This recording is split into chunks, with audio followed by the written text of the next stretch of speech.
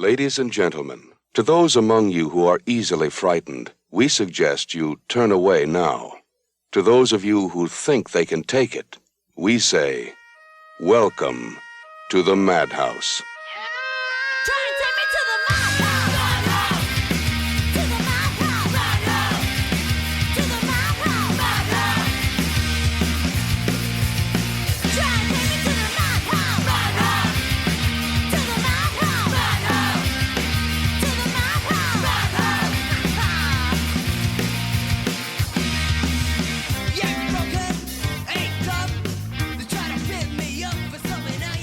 Welcome to the Madhouse Podcast. My name is Joey, and with me today is the man who is talking to me remotely from roughly 20,000 miles away if you take the scenic route, or just 20 miles if you don't. Or if you take the scenic solar route, it's more like 19 million miles. And we're doing it all through the miracle of modern technology. It's Jimi Faulkner.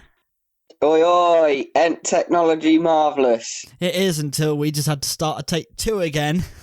Because our podcast recording machine did not start ticking along. So I'm going to have to read the instructions again at some point. Well, yeah, also, I just want to flag another issue. Yeah. You said on your intro there, joining me today is Jimi Faulkner, like I'm some sort of guest. Did I not say joining me again today? Yeah, but you're making me sound like a guest. I'm pretty sure I'm the co-host. Alright, well, I'll change that for the future. I think I've said that on every episode. Oh, it's always joining me once again. Joining me once again today is my co-host and lover. Did I take it too far? Then I took it too far. Yeah, there was a line and you just stepped over it, but no, it's all good. Yeah, so this is take 2 because the first recording fucked up.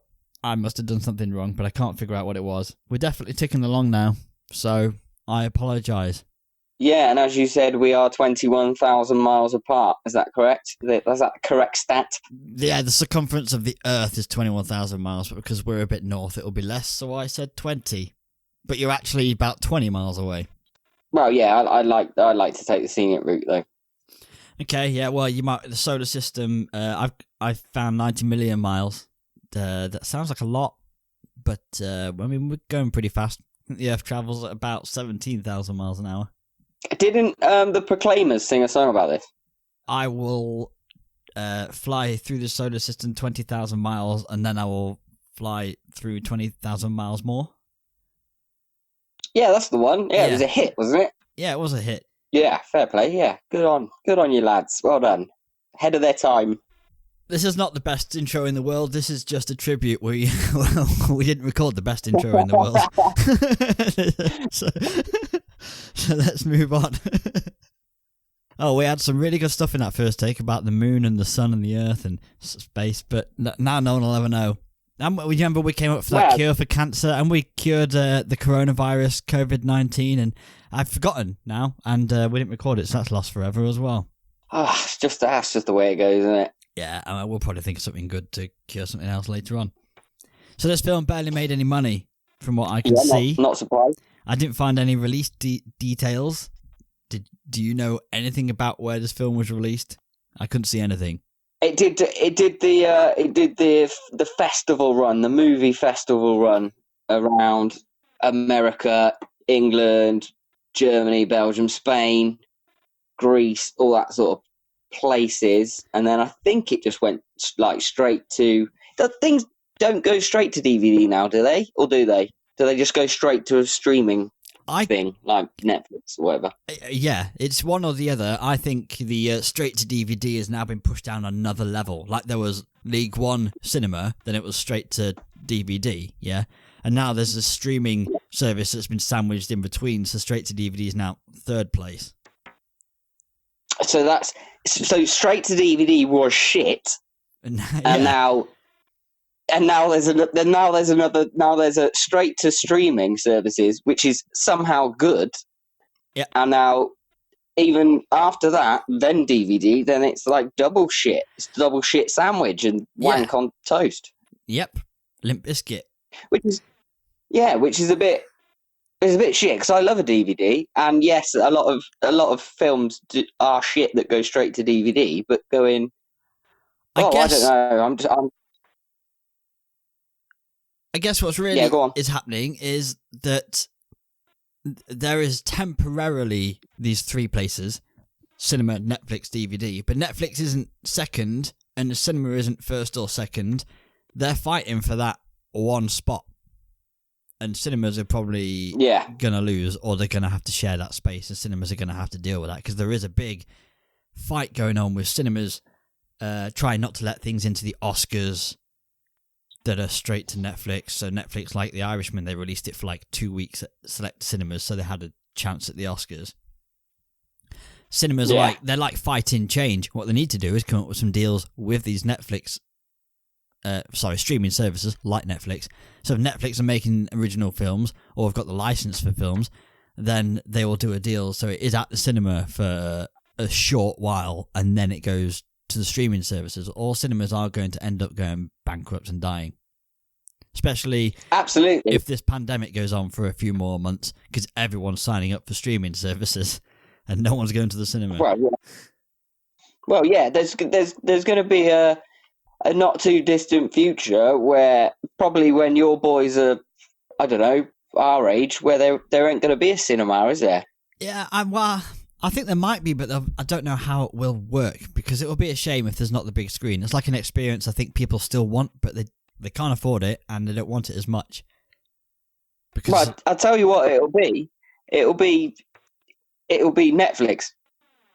You'll be going to a cinema to watch Netflix.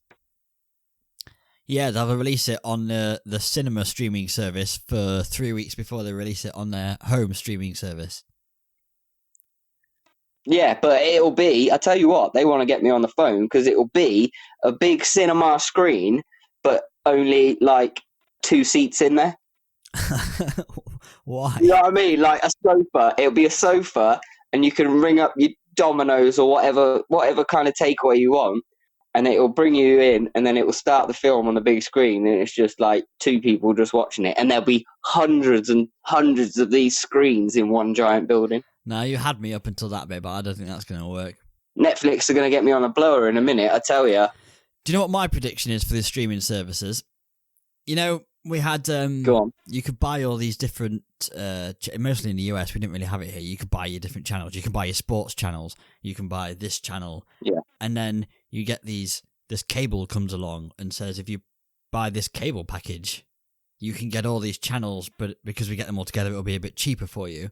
And then everyone's ditched that because it's too expensive and gone for streaming services. So you got Netflix and Amazon Prime, and now you got Disney Plus, and there's going to be more. There are more already. BritBox, loads of different ones. And it's going to be too expensive for everyone to have all of them, but people are going to want to watch stuff off of all of them. So some company's going to come along and basically be like a new streaming cable service thing and start going, you can buy this streaming package, and we're going to go full circle and end up spending 40 quid a month on Sky streaming packages, but for the modern age with Netflix and Prime and shit. Yeah, absolutely. Anyway, we've gone off on a bit of a tangent here. Yeah. Okay, facts about this film. It was filmed in Hemmingborough in North Yorkshire. That's England, isn't it? That is in England, yes. Very English film. But yeah, barely made any money from what I can see anyway, but I suspect it went straight to streaming services, so it's hard to get any figures about anything because no streaming service shares anything, which makes our job at the intro of these films that went straight to streaming harder. The older ones, loads of box office figures, different countries, you can see how well films performed. But now, and I sound like an old grumpy git here, you can't tell what's doing what where, because the government's hiding it all from us. And they're using 5G towers to take our brainwaves or something. Lovely. Damn kids and their streaming services. Oh, God damn it. Should we do a plot slot? Yeah, let's do it. I'm just checking. Hold on. We have said what film this is, haven't we? await further instructions. We have done, but maybe it was in the first intro. It's await further instructions. It was Jimmy's choice, directed by Johnny Kevorkian, written by Gavin Williams, released in 2018. Did you say October on the first take? I think that was when it. Yeah, I think that's when it either went to fake DVD / streaming. Okay. Well, I mean, the episode title will be the film title anyway. So, but sorry if you've waited 10 minutes just to hear us finally tell you what film we're doing. Did you like the film, Jimmy? It was your choice. The first time I watched it, I thought it was really, really good. And then looking into it and watching it again, I realised I was blinded by it, and maybe it's not as good as I thought it was. Okay. I think in our deleted outtake, amazing intro that no one will ever hear, you said the word naff. Not a bit naff on the second watch. And I said, yeah, I thought that on the first watch, but I do have reasons, because I enjoyed it as well. There's things I like and things I don't like about this film, and they are clear to me what they are. It's not an ambiguous, I kind of liked it, but it felt a bit naff. I have reasons that we will go into later. Yeah. Do we have permission to go to plot slot now? Or do you have anything else to say? No, let's do it. All right, well, you kick us off, as is tradition. Okay, you got the timer ready? I'm awaiting further instructions. Yeah, wait for instructions. Okay, timer's going. Okay, England, Christmas, stuck in your house with family. Much like now. Nick brings his new girlfriend, Angie, home for Christmas. Both have not been greeted very warmly. Reports of power surges on the telly and the fact Angie can't get no signal on her phone drop a subtle hint of what's going to occur. Enter Nick's racist pregnant sister Kate and her boyfriend Scott, who is an oaf. The family are all here. The TV flashes up with a local report that there could have been a terrorist attack. Cue Grandad chiming in with yet another racist remark. This family is an absolute joy. Nick and Angie plan on leaving because they are clearly not welcome, but Angie wants to stay. Fair play. We'll point out here, Angie is what Nick's family would probably describe as less white than ideal. Wow, I thought you were going to say something else, but yes, you are correct. Because, yeah, that's why they're she's a lovely Indian lady, isn't she? Let's put it that way. Yeah, she's like, well, yeah, I'll probably come out later, but she's trained in, she's a nurse, isn't she? And there's another guy, yes. Scott. Scott has had some medical training, but everyone keeps turning to him instead of her. Probably because he's a man and white. Yeah, I think he's just one of them. I think he's just a porter. Yeah. Anyway, Nick and Angie are up early to escape this dreaded family Christmas, but are greeted by some strange black metal blocking the outside of the front door. The windows are all blocked too. Nick tries to break it with an axe. That don't work. And then enter the prick dad. He comes down to fix it, but naturally fails. The family throw out some wild theories to why they are trapped. Nick checks the telly. Every channel has the same message. Stay indoors and await further instructions. More wild theories are thrown out there. Emergency broadcast channel. It's a nuke, etc., etc. They check the internet, that's down. Tony then goes to Scott to make sure that if anything happens, Scott will back him up. And in Tony's words, protect the herd, like a couple of human shepherds. The family assemble in the living room, believing that this is all some sort of terrorist attack, and the way to defeat this is the British way. Is to carry on with Christmas dinner. But wait, message on the TV changes. All your food is contaminated. Eat nothing. After more in-family fighting, the message on the TV changes again. Decontaminate yourself. Strip and scrub all flesh with household bleach. Ugh, that would sting. After the awkward bleach scrubbing, the family meet once again in the living room. After an apology/not apology from Tony, Dick, packages of syringes land in the fireplace. The message on the TV changes once again. Use trial vaccination kits. Atmosphere polluted. Angie warns of the risks of unsterilised medical equipment, but Tony injects himself anyway, Dick. Followed by Scott, stupid Dick. Grandad, old Dick. Mum, misguided Dick. And then Katie, racist Dick. Nick and Angie inject... Fat Dick. What? Fat Dick. Nick... She's pregnant, isn't she? Yeah, she is, yeah. Because of Scott's fat dick. Nick and Angie inject the last two, fearing they have no other choice. They are very much pressured into that. Absolutely, 100%. Now safe. Oh, wait, no.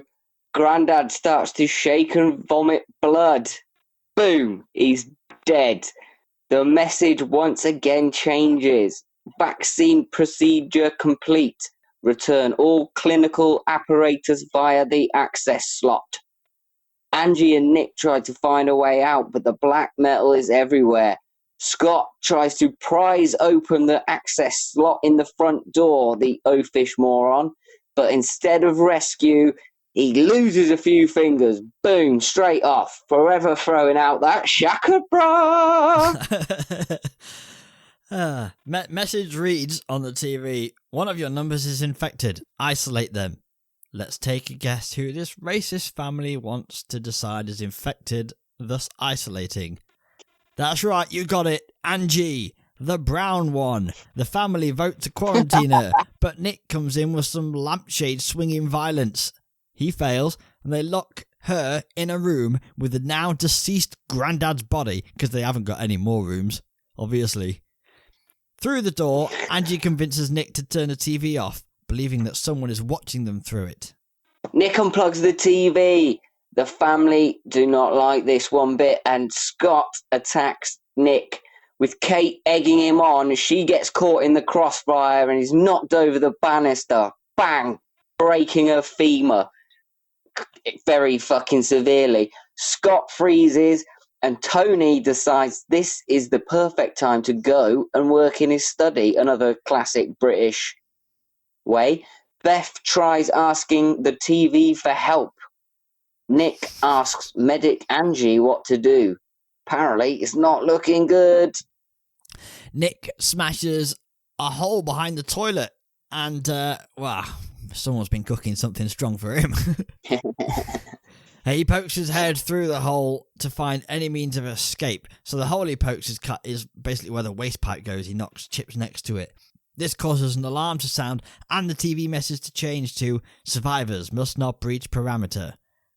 Nick's phone has recorded something strange. Naturally, Tony and his lapdog Scott don't like this, so they tie Nick up and don't even look at the phone. Yeah, I know, morons. Message reads, extract information from sleeper agent. Tony gets his tools out, thinking that Nick is the sleeper agent, and begins some torture with his old mate Stanley. Just before Tony can pop Nick's eye out with a flathead screwdriver, a cry comes from downstairs from the misguided mother that's alerting them to the death of Kate. Dun dun dun! How bad have you got to be to torture your own son after 40 minutes of being locked in your house? Oh my god. Tony is a massive prick. Meanwhile, Angie has managed to prise up one of the weird black metal cables that have surrounded the house. It appears to be a fibre optic lens of some kind. She hooks up an old telly to find a timer counting down from 23 minutes. Message reads, security breach, activate quarantine bedroom 1. And then it flashes up again in a bit saying, activate quarantine bedroom 2. Black smoke starts to fill the rooms. Message reads, all survivors return to the ground floor. Angie removes the back of the old TV to find some kind of black cable-like creature resembling some sort of black heart thing pumping in the back of this old-style telly. And then the top floor begins to fill with the black smoke. Nick rescues Angie but fails to save his mum, who explodes spectacularly. They barricade themselves in the living room. Nick unplugs the TV again, but this time it stays on. He goes to smash it, but the house shakes and the message reads, "I am reborn. I bring salvation. Resurrection." Tony thinks this is God. Madman. Kate's slash what? Slash dick, I was going to say. But there's no visual cues while we're doing this over phone, so we keep interrupting each other like that. Oh, well. Kate's stomach begins to move, and Tony's now gone completely batshit, and he's praying. As the TV flashes up names of what Scott and Kate were going to call the baby, Tony grabs Angie and Scott grabs Nick. The message reads, "Make a sacrifice to save the unborn." Tony tries to kill Angie, but Nick fights off Tony while she attempts to perform a C-section to save Scott's baby. Tony floors Nick, so Scott steps up to get in the way of Angie saving his baby and gets an axe in the chest. And another for good luck. Tony begins to choke out Nick, but Angie comes to the rescue and twats him off. Nick slams the TV down onto his head. We're out of Boom, time! that's the end. Carry on. Oh, no. Oh, the TV rises itself and reveals its strange tentacle inner workings. The strange black metal that has been surrounding the house now becomes tentacles and pierces the back of dead Tony's neck, controlling him like a bizarre puppet. Nick comes to a realization that this strange capable creature can't kill them, but in fact needs them. The cable monster burns all the flesh off of Kate's dead body until she is just bone, and revealing the baby left lying in Kate's skeleton. A TV placed down next to the baby by Puppet Tony shows a message. "Hello, Ruby. Worship me." The end. We ran over. Lovely, and then we have a nice little shot of it going out onto the street, and all the houses are covered in the weird wiry cable type jism, or whatever it is. Yeah, this thing had obviously been, I think, weeding out the weak. That's why Grandad died. Weeding out the. It had been purposefully dividing the families to find out who would be easy to manipulate and be loyal. Right. And was hoping to be left with people that would worship it. And Ruby is now being indoctrinated from a baby. Lovely. She is our saviour. Or our downfall. Either way, both going to end up the same, innit? Yep. Right. Should we go for Frights and Delights? Yeah, let's do it. Right, here we go. It's Frights and Delights. What have you got first up? Not lots. There isn't really any info out there about backstories, in stories, fun stories, making of stories. Holly Weston and Sam Gittins had been in a film called Howl in 2015, where their train they were on broke down and was attacked by werewolves. Have you seen it? No. No, I haven't. I keep flicking past it on. It's on Prime, I think. I keep flicking past it though. Nah, maybe you'll watch. Maybe you want to avoid based on what you thought of people's performances. Well, yeah, exactly. And it sounds up my street. Yeah, I think. Oh, I don't know. The only interesting thing I have is something we've already discussed about the two experiments that this film has strong influences from. Okay. Because when the mother is pleading to the television, she reveals that the family name is Milgram. The Milgram was an American psychologist called Stanley Milgram who did an experiment that's now called the Milgram experiment, and they also live on Stanford Street, which is the Stanford prison experiment for famous psychological experiments. So, I mean, I'm ready to go straight on to talking about the Milgram experiment and for you to go on about the Stanford, as we have divided the labour. But do you have anything else go on, to say beforehand? No, I was just gonna ask your opinion on what the what we think the entity or creature or alien or whatever it was that was the monster in the I'm film. I going wanted with to see what you're. I'm going with alien invasion Okay, yeah, okay, because yeah, it's technology. Yeah, yes, it is. it's being controlled. It obviously Yeah. has intelligence and all that technology that it's using to encase, I'm assuming, every home in the world, or at least the UK. Yeah. You couldn't just hide that and then land it overnight. I think they were up in space and appeared, or did a little bit of a Star Trek and just appeared. So I'm going with alien invasion, and they need slaves, basically. And the best way to get slaves is for people to not think they're slaves, think that they're worshipping a god or something. Okay, well, I'm going to go on a different tip. Okay. For what I think it is. So I think it's more of a kind of the technology and things like tellies and phones, where we are now, they control us massively. Everybody's on their phones. Everybody's watching telly. Oh yeah, the whole film's like a social commentary on the way we That's are it. That's and the what way forward that we could be going. Yeah, so I don't think it is actually aliens. I think it's actually in the TVs, and it's maybe it's not an actual thing, but it is showing the fact that we are massively controlled by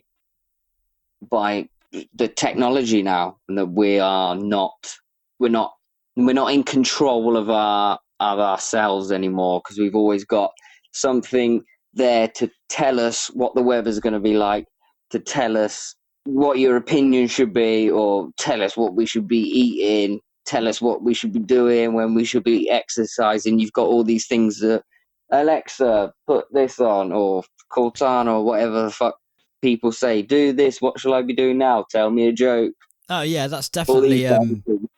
But within the film, they're kind of using that as a story technique. But their house is definitely surrounded by something as well, so that has to be something that's using the fact that we're so used to just looking at screens and following orders. I think it's using it. It's using all that against us. Like this alien race that's attacking might check every race on every planet for how they exist. I don't think it's aliens. I don't think it's aliens, because we all know that they're lovely. I think it's an embodiment of 5G. It's physical 5G. Okay. Little black cables. It's physical 5G. Okay. Should we do our experiments? Where's my foil hat? Yeah, what? Sorry? Should we do our experiments? Not literally. Yeah, go for it. Well, I wrote this up this afternoon, and it's both of them are very detailed experiments, so we could do like 3 episodes on each if you wanted to. So I'm going to do what feels like a quick one, but we'll see. Okay? Yeah, I'm just going to do a quick one. So this is the Milgram experiment. And in 1961 at Yale University, the American psychologist Stanley Milgram conducted a series of tests to determine how people react to authoritative figures and how far people will go in the name of following orders. This was following the trial of a World War II Nazi piece of shit, Adolf Eichmann, who was one of the Nazis responsible for the planning and execution of the Holocaust, resulting in the deaths of millions of Jews. He used the excuse, as did other ranking Nazi members, that he was not responsible for all his war crimes because he was just following orders. In Milgram's... that old chestnut. Yeah, that old chestnut, yeah. That's where that kind of tropes of someone goes, I was just following orders. That's where it comes from, those trials after World War II. They're French, are they? Was that a French accent? Sounded very French, my end. He was trying to blend in with French people. Anyway, in Milgram's experiment, there were 3 participants, 2 actors and 1 subject.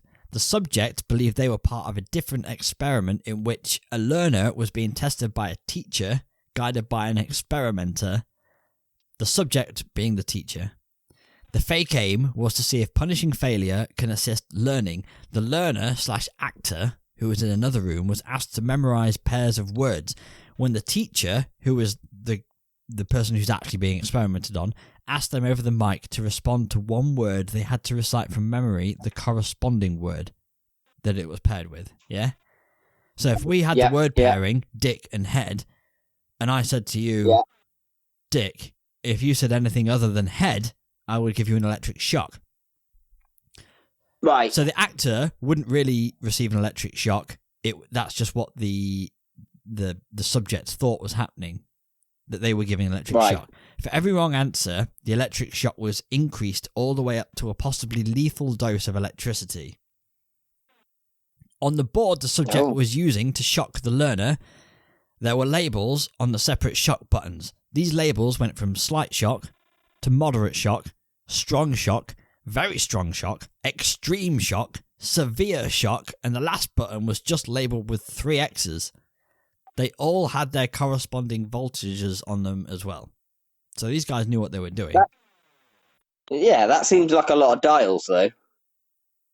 It's the 60s. It's like it was like Starship Enterprise in there.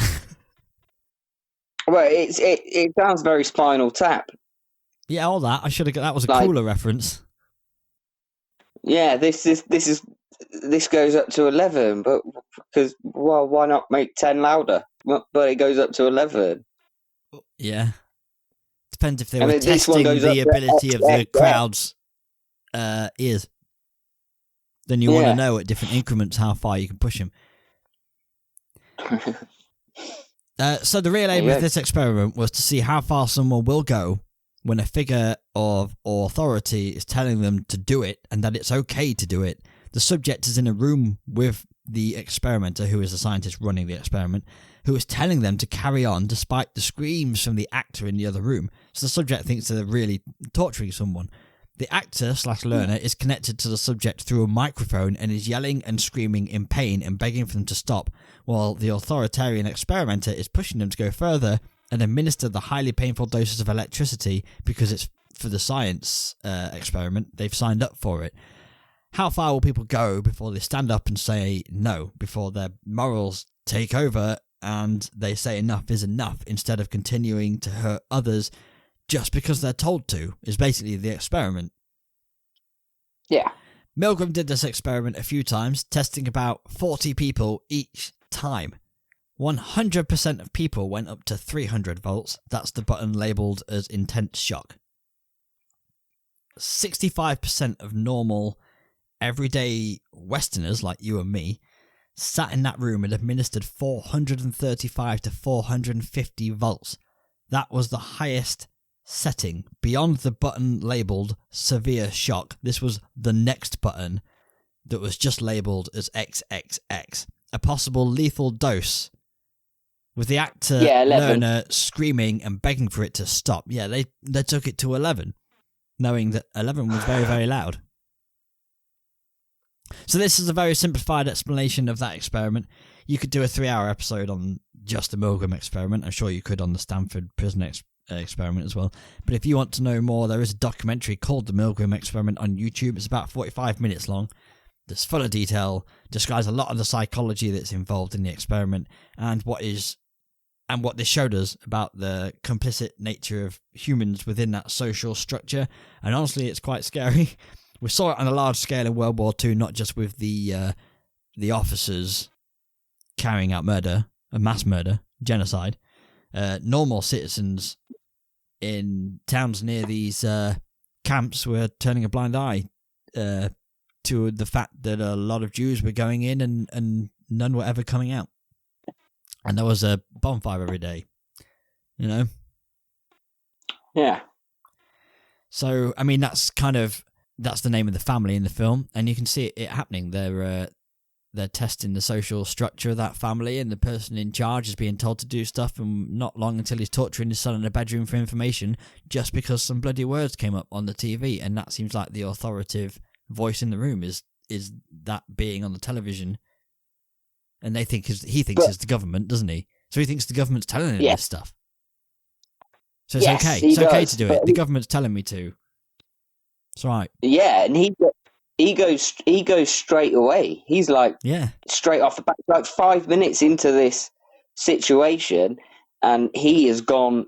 He goes straight to Beefcake and goes, "Look, I need you. You got to back me up all the way here. I'm in charge." Yeah, straight away. I mean, it's also a character flaw of his because he hated his son anyway. You could tell he's not a fan of his son at all. Well, yeah, I think his son was the clever one and got the fuck out of there. Didn't go back for years. Yep. Because they're all fucking weird. Racist granddad, racist fucking sister, Beefcake husband. Yep. Dad's a mentalist. Mum's fucking living a Stepford wife life. Yep. Right. You're going to tell me about Stanford? Yeah, I'll tell you a little quick bit. It's a bit, it's kind of similar.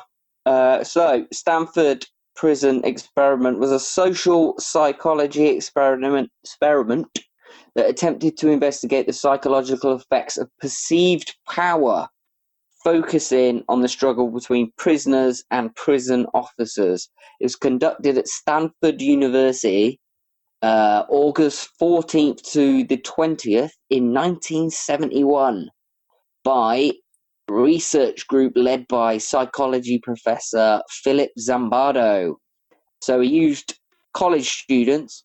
In the study, volunteers were assigned to be either guards or prisoners by the flip of a coin and set up in a mock prison with Zimbardo being the superintendent. Several prisoners left mid-experiment, and the whole experiment was abandoned after 6 days. Early reports on the experimental results claimed that students quickly embraced their assigned roles, with some guards enforcing authoritarian measures and ultimately subjecting some prisoners to psychological torture. While many prisoners passively accepted psychological abuse and, by the officer's request, actively harassed other prisoners who tried to stop it. The experiment has been described in many introductory social psychology textbooks, although some have chosen to exclude it because its methodology is sometimes questioned. So it's basically they're putting people in a role of power and people who are haven't got any power, aren't they, basically, and seeing how the person in power reacts to the person who has got no power, isn't it? I'm just remembering now, I've listened to a whole podcast episode about Stanford prison experiment once. I just remembered something about sleep deprivation as well. I think they were like taking away beds, so they had nothing but concrete floor because they were in proper cells and everything, weren't they? Yes, it was. Yeah, I think they built up like a little mock prison. Yeah, and it didn't take long for shit to turn to shit. Well, no, it only lasted 6 days, and and like the people that were given that power over other humans, it's about the psychology of basically getting power hungry and power mad, and like, oh, I'm in charge of you. You got to do this, do that, all that sort of bullshit. But they were fed little bits of information about it, like, make this person do this. Yeah. And then they just did it, and then seeing how the prisoner also reacts to being told what to do and stuff like that. Well, you would think that the fact that it was a flip of a coin that decided which group were the haves and which side were the have-nots. You would think if you were the guard, well, this is just a flip of a coin. I could easily have been in that position. You think there might be some empathy there, but clearly not. What, do you reckon you'd go on a torturous rampage? I don't think I would, no. I'm just saying, I bet the people who did Didn't think they would at the beginning either. Yeah, How old are they? They're like 18. I mean, I'm 32. No fucker's going to tell me to do something I don't want to do. Even if I'm going to a college course now, if I signed up for university and a professor said do this, I'd be like, no, because that's shit. But I can imagine being younger. That's true. Yeah, but young minds are for moulding. Do you know what I mean? Yeah. Well, there's a reason that me and you are not in the first list on the draft if it ever happens. That's true. I reckon I'd be going ape shit. Boy.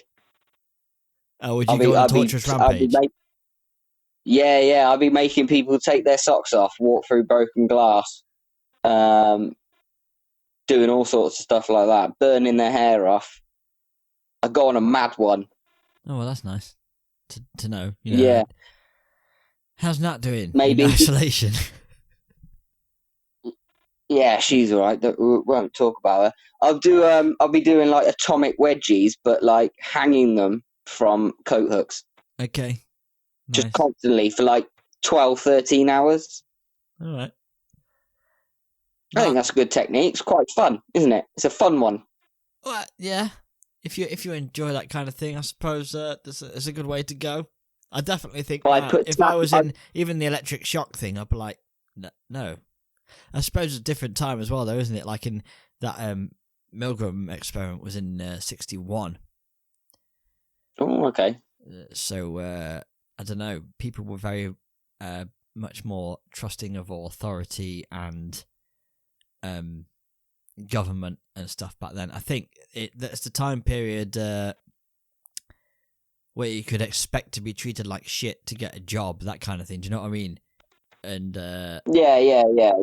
Women would probably know, if I want to get this job, I'm going to have to flirt and show a bit of leg. Whatever. Yeah. So it's a different time. I think if someone went into an office now and said, well, you may have to perform extra duties, they go, yeah, I'm going to get in touch with your HR department and you're going to be fired and never get a job again. So I think people are definitely more for standing up for morals these days. Not you, obviously. That's fine. Each to their own. No. Well, yeah, if someone's going to question me, I'm going to squirt chili sauce all over their bell end. That's another torture. Oh, how did you think of that one? Have you accidentally mixed up a lube bottle with the chili bottle once and gone, oh, that hurts like hell, but for future reference, that's a good torture. Oh. Right, have you got anything else? No, I think we should move on. We're 45 minutes deep into this thing. Fuck. Yeah, I know. I thought it was going to be a short episode, but we're going to go now. I did, yeah. And talk about the master of the macabre. Yes. Master of the Macabre. Welcome to the Master of the Macabre, where we choose our favourite actor or actress from whatever film we're talking about at the time, which today just happens to be await further instructions. Who have you got, Jimmy? Have you got one or two or three? I've only got the one. Okay, so have I. And I usually have an idea of who you're going to get, or who you're going to choose, sorry. But I haven't got a clue to this, so I'm out of breath. I just run up down my garden getting plants and I forgot to get that. I would die in the cold. Give me a sec.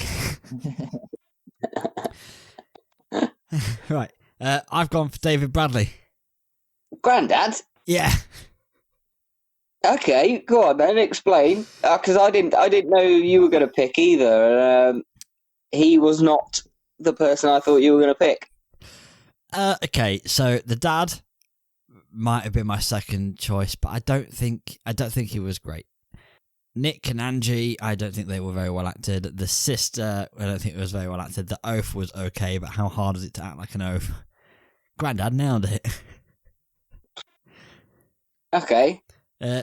Plus, David Bradley is a legend. Have you seen anything else with him in? I know you have. Do you know what else he's in? He's in Afterlife. Have you seen Afterlife on Netflix? He's Tony's dad.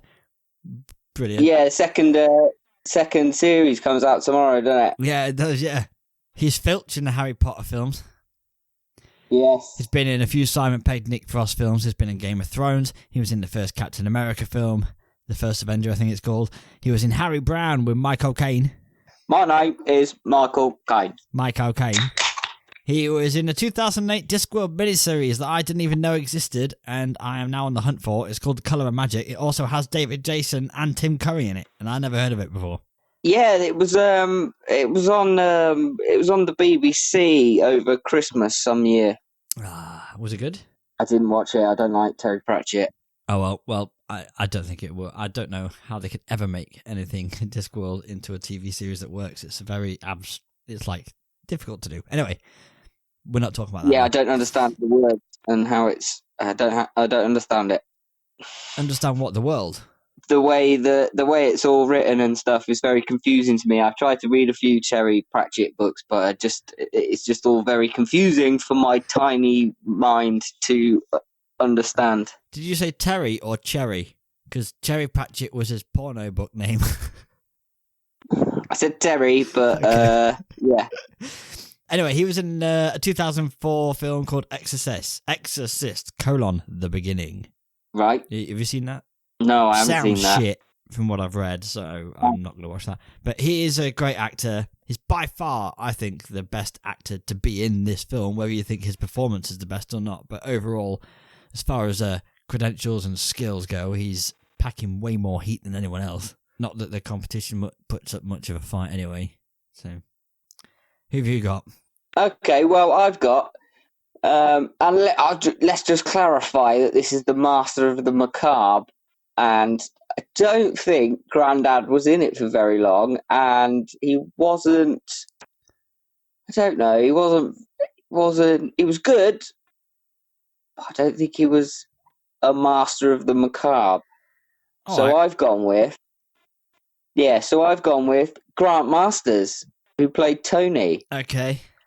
Yeah, he was the second choice. His character has gone from this man who clearly hates his son. His wife doesn't really like him. He's a very controlling man, and he's controlling because his dad, David Bradley, was quite abusive towards him, and then he's become this character. He's like, yeah, I'm the head of the family now, and then as soon as this disaster has struck, he's gone straight from one end of the spectrum right to the other of being absolutely batshit fucking crazy, and then right at the end getting reanimated by the whatever it is, the entity or whatever we call it, and then by the TV, and then he's being puppeted around. I think that looks very good. I think he's done it very well. And I think for me, I think he was the best character in it out of a very slim pickings. Okay. He's into, like, he's done all the British shit, you know what I mean? Hollyoaks, EastEnders, Family Affairs. But in 2019, he's in a fucking wicked film called Dark Encounters. And if you haven't seen it, I urge you to watch it. It's on Prime. Sounds like a film about dogging.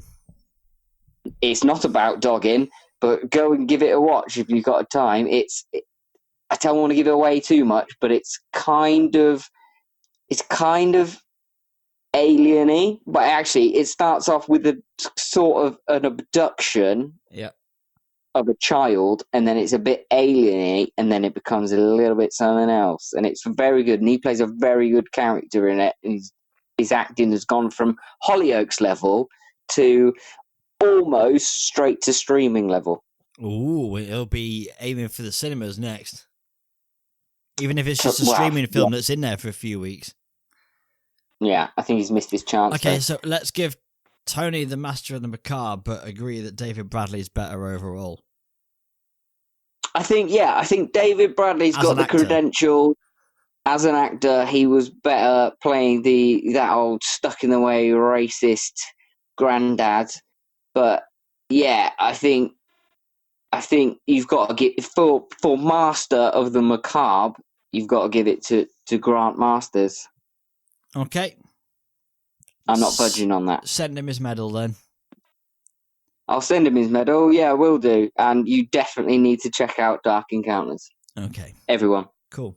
I will, probably. Where is it? I can't go to the cinema. Prime. All right, okay. That's all right then. The home cinema. I can watch it there. Yeah. Yes. Right.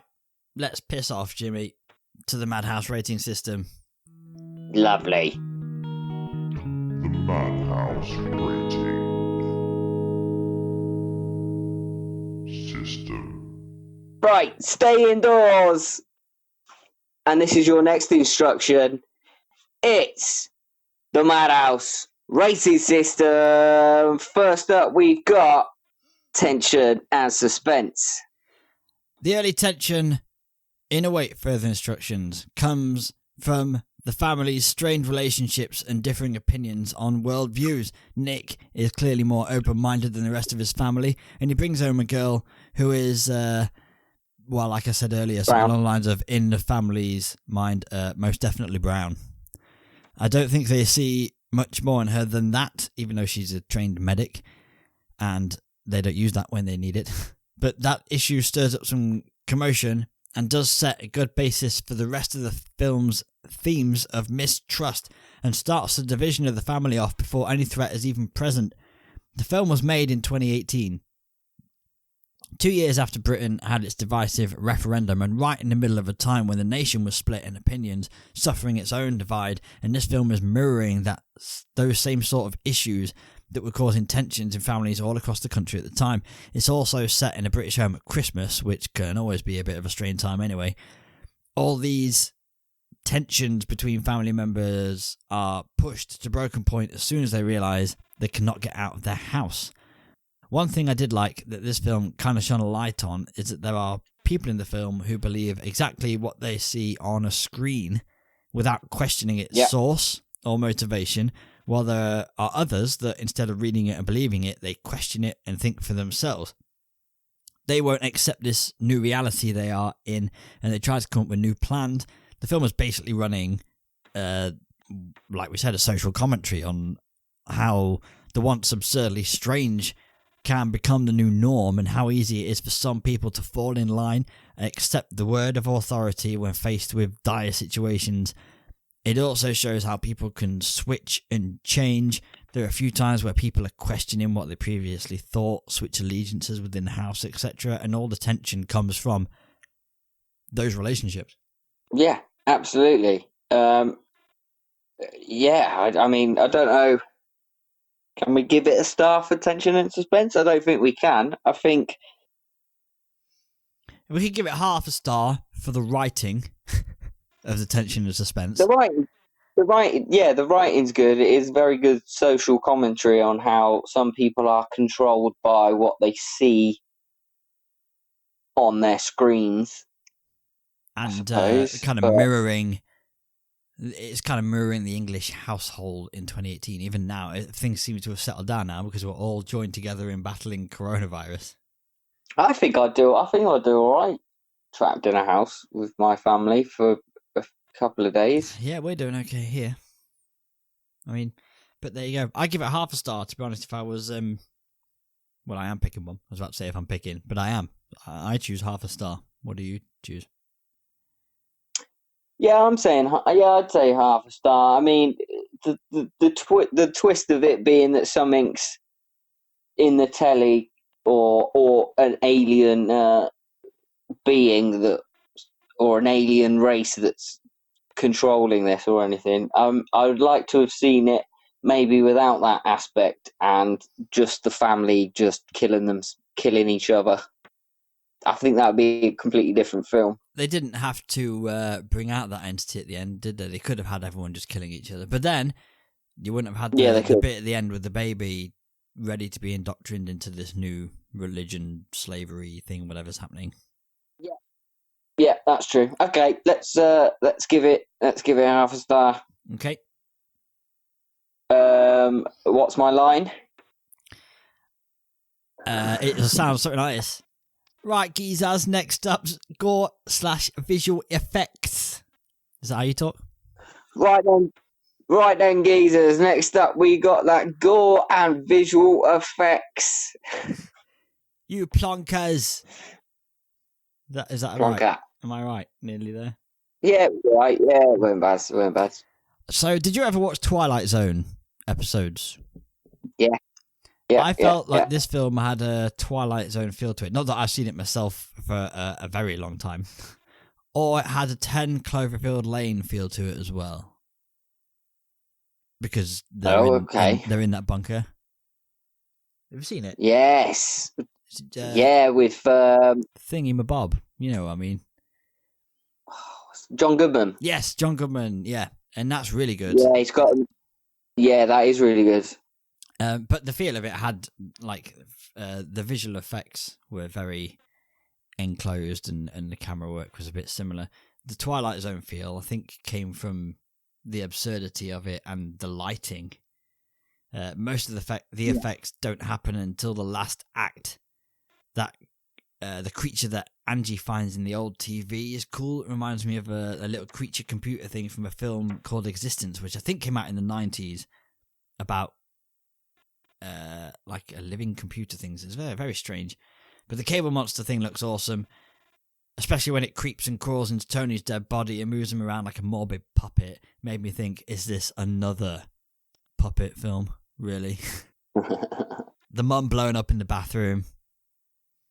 That was nice. Bit of blood splatters, always good.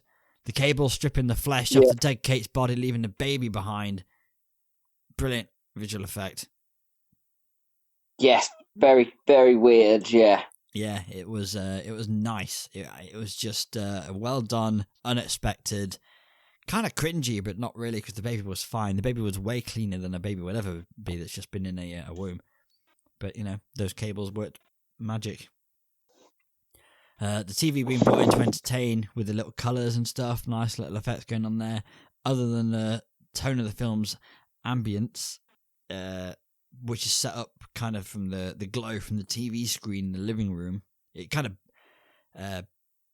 it's sending its messages, and it works quite well because it's bathing the whole of that central room full of all the characters in its glow, in that colour. Yeah. But you know, all the visual effects that would be worth giving it a decent score for happen in the third act, the last sections of the film. Yeah, I thought the cabley monster with his arms flinging about or whatever, I thought that looked a bit shit and a bit tacky. Yeah. But the other bits, like when it goes into Tony's neck and he's walking him around like a puppet, that's very good. I think that looks great. When fucking Flyboy gets his hand cut off at the door and he's trying to pop it through the fanny in the door, Yeah. and he loses all his fingers, that looked good. The points I think might be worth thinking about. Tony puppet, done good, yeah. Yeah. Baby left in the skeletal womb, that was done well. That looked great, yeah. Is it Karen, the wife? I've forgotten her name. Beth, blown up in the bathroom, looks good, but horror film visual effect, like 101. Do you know what I mean? You better have that one in the bag anyway. Same with the fingers being cut off. You've got to have the first thing they teach you on Gore Horror Day makeup school. I'm guessing is how to make it look like you've got half a finger that's spurting a bit of blood. So it looked good, but I expect it to. Do you know what I mean? It didn't go beyond what I would ever expect of any horror film where someone's finger was chopped off or someone exploded against a bathroom window. Yeah, I imagine it was the budget, but there we go. Well, so what are you going to give it? I give it half star. Yeah, I'll give it half, yeah. Okay. Right. Next up, we've got musical score and sound effects. Sure, let's do that next. It's a quick one anyway. It's a good soundtrack, so it does deserve mentioning. Obviously, we have it as part of our whole... what's this called? rating system. overview. Yes, the rating Yeah. overview has a section for musical score and sound effects. If we didn't, I probably wouldn't be talking about it. But one thing I want to point out is that the soundtrack does have like heartbeats sounds beating throughout, giving us a clue and giving me a chance to use my favourite word, foreshadow, of the I've missed all these. the living nature of the threat outside the house. So that's a cool addition. Other than that, it's a good score. You know, I'd probably go half a star again, to be honest. It's your call. I'd say no. I'd say no straight off the bat. I don't remember any heartbeats or anything. I'm not denying that they're there. I'm not a Holocaust denier or anything, or a heartbeat denier. Oh, that's next. Your Isn't it? shout, And the go on, it's wacky your conspiracy people, the nut jobs, are going to do the. You know what? We don't even have hearts. That's just what the bloody media wants you to believe. That'll be next. That'll be next. You have people Yeah, out on probably. the steps of official buildings stabbing themselves in the chest to prove that they didn't have a heart. Anyway. Go on, I'm backing you on this one. What you saying? No stars. Sweet. Right. So next up, I believe, is the performance. Yep. There's not much to say about the performance either, Jimmy. Mediocre. Yes.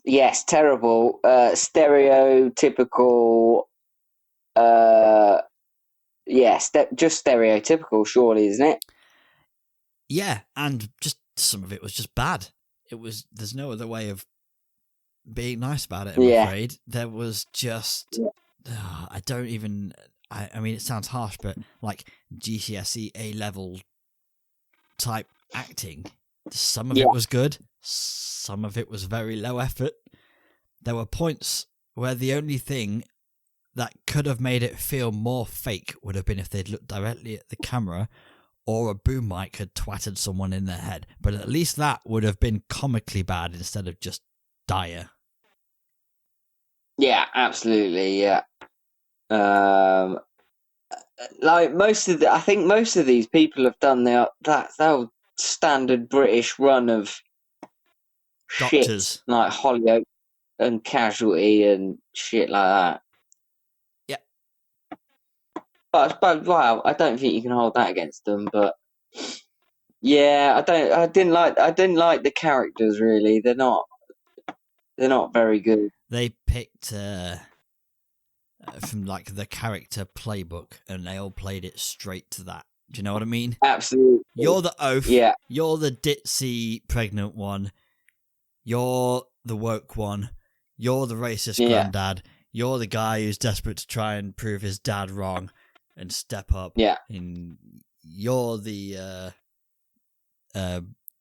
what's the word? You're the Indian girlfriend that the family are not going to like, and that's going to kick off something. Yeah, but also you're playing like the educated person that everyone underestimates as well. There's always that character. There's always someone like who they should be asking, but they're not. And you should be speaking up and saying, "Excuse me, I know what the fuck I'm talking about. This is what you need to do." Yeah. But they don't. They just stay locked in a room.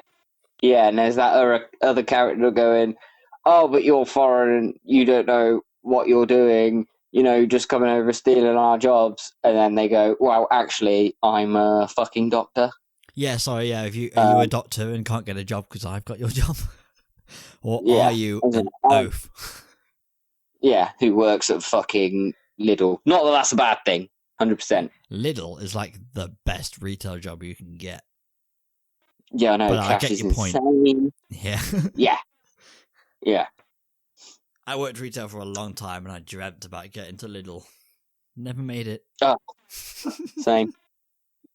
Right. I'm saying no. I'm saying no star. Yes. But does that mean we're on one now? We're on. Yeah, we're on one. Tension and suspense got half. Go on, visual effects got half. Performance didn't get one, and music didn't get one. So yeah, we're on 1 out of 5. You go for overall experience then. Sorry, nicked your line. Hey. Sorry, I nicked your line. What's next, Jimmy? Oh. It's overall experience. How does it make you feel, boy? Okay, so I thought the writing was good. The premise was good. The effects and the set were all good. They were fine. And it was just the performances. They could have lifted this film, and they didn't. And I feel like a little bitch for saying it, but some of it really sucked. Yeah. It hit on so many social points from different points of view, from politics, religion, subservience to authority, just a plethora of stuff, and I like it. Dad represents the old way of thinking, the son's the new generation. Kind of, there's a woke society thing going in there, and there's the bit at the end, the baby at the end, sorry, is like the future that could be anything, but already has a screen and a media showing it what the world wants it to see. It's Well, yeah. this baby's going to be brought up by the TV screen, basically, which is obviously another bit of social commentary. Yeah, which is what kids and that are now, aren't they? They're born with a fucking smartphone in their hands and shit like that. So I think that's a good shout. So I liked a lot of this, but I find it hard to like the film. Yeah. I'm fucking torn. I'm torn. Yeah. I feel I like it, and I I should give it an A for effort. Do you know what I mean? Because if the casting had been better, this film would have been incredible. Especially what they did with the budget they had. They had no budget. Well, yeah, exactly. I'd give it a half from my side, making it a 1.5 out of 5. I say leave it 1.5. Okay. Like, I would recommend it to other people. I'd say give it a watch. See what you think about it. It is an enjoyable watch. It's not a drag. You know, it's an hour and a half. It'll pass an hour and a half of your time in lockdown. And it's quite relevant in the minute. We're all trapped in our houses. That's quite nice little fun thing. Yeah.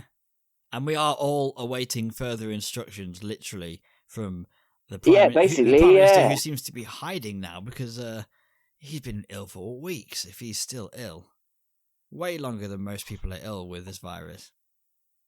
We've got Dominic Raab telling us what to do at the moment. Anyway, that's not relevant.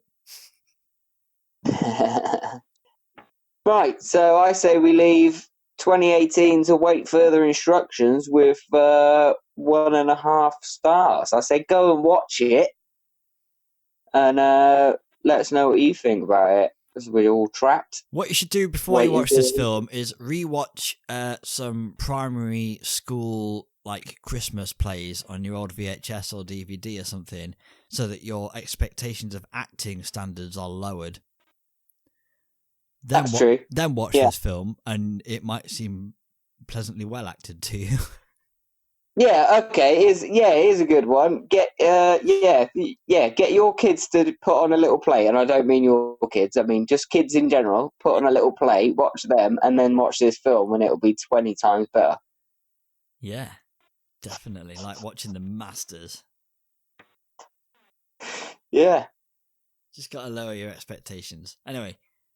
100%. I would, I would. It's one of those films you would recommend to a friend with some side notes. You'll like it, definitely. But you just have to get over this and that, and yeah.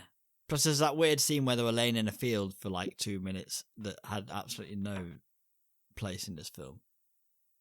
Yeah. Oh, yeah. That was like, that was a very confusing moment. Made no sense.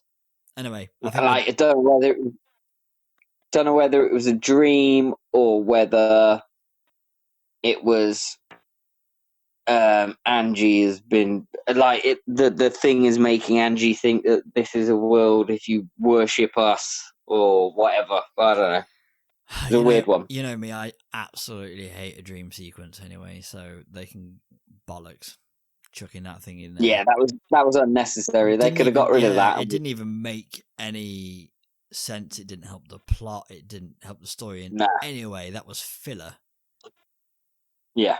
Anyway, we're done. 1.5 stars for await further instructions. I will not await sequels. Boom.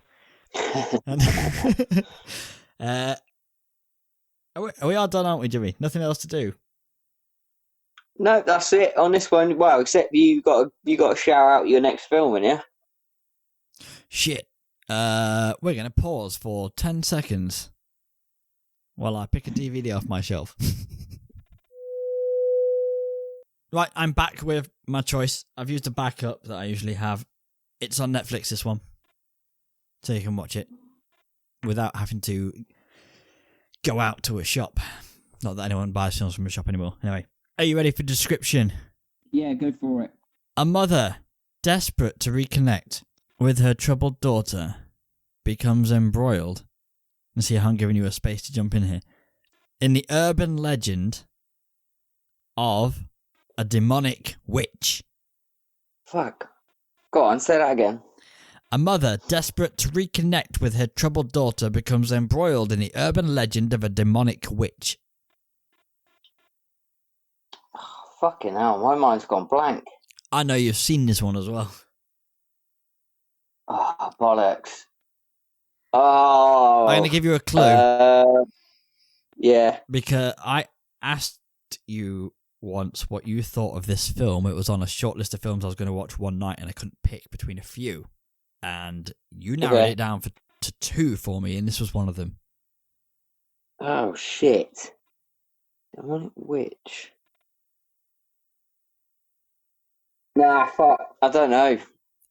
Don't Knock Twice. Oh, Don't Knock fucking twice. Just Don't Knock Twice. I think Don't Knock Fucking Twice was the working title. That's the, that's the remake. Yeah. Really, it's only 2016. This 2016's Don't Knock Twice is what we're doing next time. And we're so long on this episode, so I'm going to call time a death. Don't forget to email us if you feel like it, themadhousepodcast@outlook.com. Check us out on Facebook. Check us out on Instagram. Just search for The Madhouse Podcast or @The Madhouse Podcast. Share our podcast around, subscribe, like, rate, review, do all those things that all the people who know what they're talking about on YouTube and stuff say for you to do, but for us. And we will see you next time. Don't Knock Twice. Yeah, boy! Shit, hold on. Right,